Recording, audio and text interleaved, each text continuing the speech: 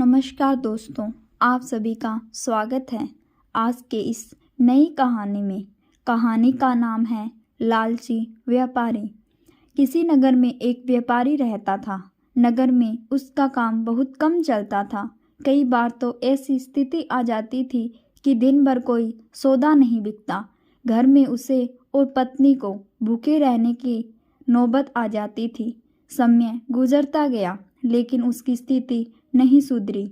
तब उसे किसी मित्र ने सलाह दी कि अपने नगर की बजाय आसपास के नगरों में जाकर व्यापार करो, शायद मुनाफा ज़्यादा होगा।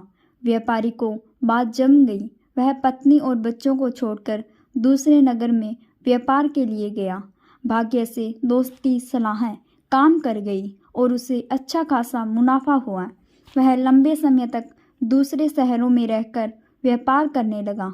वहाँ उसे बहुत ज़्यादा फायदा हुआ। उसने अपने नगर में आकर एक नया घर बना लिया।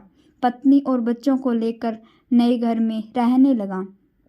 तब पत्नी ने कहा, अब हमारे पास पर्याप्त धन है, हम अपना जीवन आसानी से गुजार सकते हैं। आपको अब दूसरे नगरों में नहीं जाना चाहिए, हमारे साथ यहीं रहिए, बच्चों को भी अपना कुछ समय दीजिए। व्यापारी ने कहा, मैं अभी और धन कमाना चाहता हूँ ताकि तुम लोगों को और बेहतर जीवन दे सकूँ। हमारे बच्चों को वैसे दिन ना देखने पड़े जैसे मैंने और तुमने देखे हैं। पत्नी ने कहा, लेकिन धन कमाने में जो समय गुजर गया वह फिर लौट कर नहीं आएगा। हम जीवन में साथ रहने के आनंद से वंचित रह जाएंगे। व्यापारी ने जवाब दिया, बस कुछ साल और व्यापार कर लेने दो, हम इतना धन इकट्ठा कर लेंगे कि हमारी पीढ़ियों का जीवन आसानी से गुजर जाएगा। व्यापारी फिर चला गया। कुछ साल और बीत गए, बहुत धन हो गया। व्यापारी ने फिर नदी के किनारे एक सुंदर स्थान पर बड़ा सा महल बनवा लिया। पूरा परिवार इसमें रहने लगा। वह जगह इतनी सुंदर थी कि जैसे स्वर्ग हो। तब व्यापारी की बेटी ने उससे कहा, पिताजी, हमारा पूरा बचपन बीत गया लेकिन हम आपके साथ रह नहीं पाए। अब तक हमारे पास इतना धन भी है कि पाँच छः पीढ़ियों तक हमें कोई समस्या नहीं आ सकती। अब आप हमारे साथ रहें। व्यापारी ने कहा, बेटी, अब मैं भी थकने लगा हूँ और कुछ समय तुम लोगों के साथ बिताना चाहता हूँ।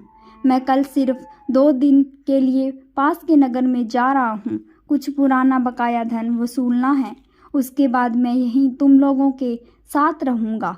व्यापारी का परिवार बहुत खुश हो गया। अगले दिन व्यापारी दूसरे नगर में चला गया।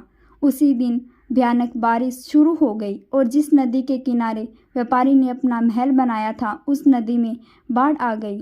उस महल सहित पूरा परिवार बाढ़ में बह गया। व्यापारी जब लौटा तब तक सब कुछ उजड़ चुका था। ये देखकर व्यापारी को बहुत अफसोस हुआ कि वह अपने परिवार को कभी समय नहीं दे पाया। परिवार क्या होता है ये उसने कभी जाना ही नहीं। बस हर वक्त पैसा कमाने के लालच में बाहर घूमता रहा। पीढ़ियों के लिए धन इकट्ठा किया, अब वो किस काम का है। अफसोस करते करते वह व्यापारी भी चल बसा। तो दोस्तों, इस कहानी से हमें यही सीख मिलती है कि सुख और खुशियाँ सिर्फ धन से नहीं आती। धन कमाना जरूरी है लेकिन वक्त से रिश्तों के साथ आपसी प्रेम के लिए अपनों के साथ वक्त बिताना भी ज़रूरी है, क्योंकि धन तो किसी भी वक्त मेहनत करके कमाया जा सकता है लेकिन जो वक्त गुजर चुका है उसे लौटाया नहीं जा सकता। इसलिए रिश्तों का आनंद व सुख लें और अपनों को अपना वक्त दें। कहानी अच्छी लगी हो तो आप इस वीडियो को लाइक करें, शेयर करें और रोज़ नई नई कहानियाँ सुनने के लिए हाईलाइट स्टोरीज़ चैनल को भी सब्सक्राइब करें। धन्यवाद।